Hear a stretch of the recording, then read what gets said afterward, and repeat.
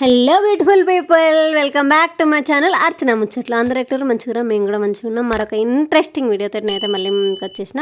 మీరు కనుక మన ఛానల్ చూడడం ఇదే ఫస్ట్ టైం అయితే ఏం చేయాలో తెలుసు కదా. ప్లీజ్ లైక్ చేసి, షేర్ చేసి, సబ్స్క్రైబ్ చేసి పెట్టుకోండి. ఎవరికైనా మీ ఫ్యామిలీ మెంబర్స్కి ఎవరికైనా యూజ్ అవుతుంది అనుకుంటే వాళ్ళకి కూడా షేర్ చేసేయండి ఈ వీడియోని. ఇక మీద మన ఛానల్లో ఎవ్రీ వీక్ ఒక హెయిర్ గ్రోత్ వీడియో వస్తుంది అన్నమాట.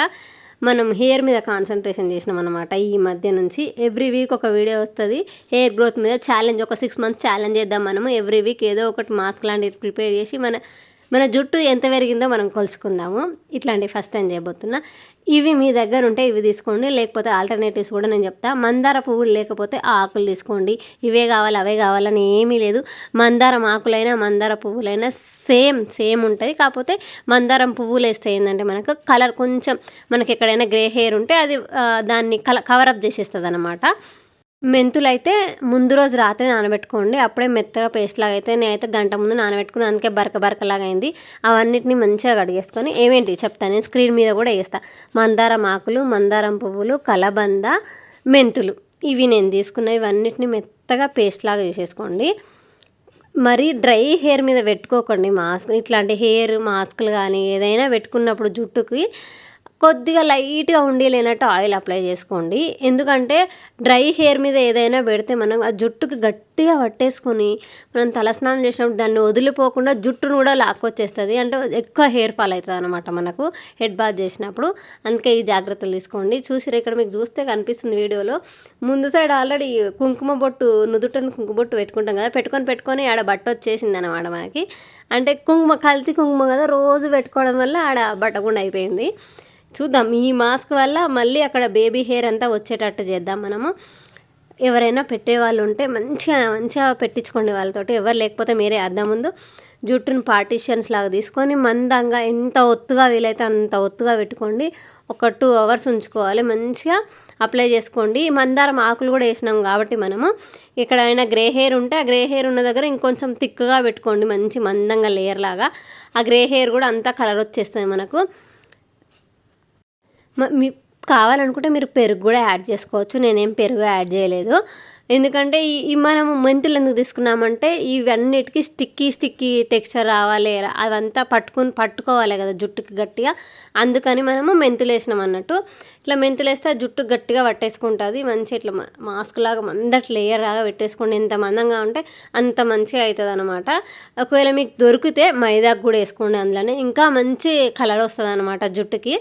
వెనకాల మా వారు సెటైర్లు వేస్తున్నాను అన్నట్టు. వెనకాల నుంచి ఉన్న బొచ్చును గుండు వేయించుకొని ఇప్పుడు మళ్ళీ బొచ్చు కావాలంటున్నామని. పోనీ జుట్టు ఒకసారి గుండు చేయించుకుంటే మళ్ళీ రాదు అనుకుంటే బాధ తప్ప, వస్తుంది కదా, పెరుగుతుంది. ఆబ్వియస్లీ పెరుగుతుంది కాబట్టే కదా గుండు చేయించుకున్నాను, లేకపోతే ఎవరు చేయించుకుంటారు చెప్పండి. సో నేను 2 hours తర్వాత వితౌట్ షాంపూ లేకుండా ఊరికే హెడ్ బాత్ చేసేసేయండి. ఆ జుట్టు మీద ఉన్న అదంతా మనం పెట్టుకున్న మాస్క్ ఏదైతే ఉందో అది పోయేటట్టు జస్ట్ ఊరికే షాంపూ లేకుండా హెడ్ బాత్ చేసేసేయండి అంతే జుట్టును. అండ్ ఇంకొక థింగ్ నేను మర్చిపోయినా చెప్పడం, ఎప్పుడైనా సరే ఇది నేను స్టార్టింగ్ నుంచి నేను చేసిన మిస్టేక్.